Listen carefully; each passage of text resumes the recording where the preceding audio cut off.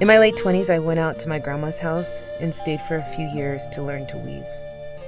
I'm half Navajo and half Anglo, and people don't really see me as Indian, and sometimes they'll say things in front of me they probably wouldn't say to other Native people.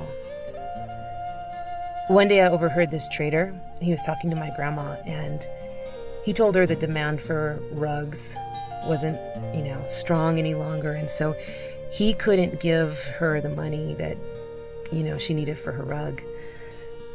But in a different part of the trading post, I overheard the same trader talking to some non-native customers, and he was defending why he was charging prices so high for Navajo rugs,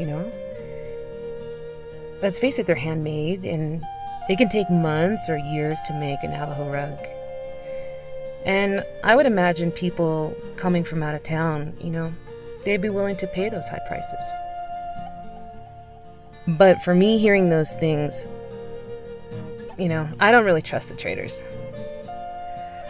I know it's business, but I see one party in that deal makes a ton of money. And that's really heartbreaking when your grandma doesn't even have running water. I'm not sure if my grandmother ever trusted the traders. She raised 13 children from weaving, so she had to deal with them. And I'm sad to know those people made so much money. And in the end, they never really gave back to the communities. They basically stole the wealth. In 2002, I started graduate school, and I went there to learn business. I really saw myself as this coyote in the sheep corral. And, I was there to steal things. I was there to steal the knowledge, the education. I really tried to learn everything I could learn. Today, I'm teaching students financial literacy and entrepreneurship.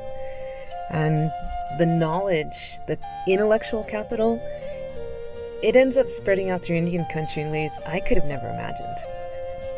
I remember this student told me once that he went home and taught his grandparents to run their net worth calculation when he was home on spring break. And the graduates of the certificate program, they don't cease to amaze me. One has paid off $30,000 worth of debt in 15 months, all by herself. One is currently building a massage therapy practice in her pueblo. A tribe up in Alaska asked one of the graduates to teach personal finance to the community. Many of the graduates are now pursuing bachelor's degrees. One graduate is actually going to get her bachelor's in accounting. The thing I hear most often from my students is they feel empowered by the business courses. And at the end of the day, I find that extremely humbling and fulfilling. I'm really honored to do the work I'm doing. I'm honored to combine the wealth of both of my worlds and help people reclaim their economies.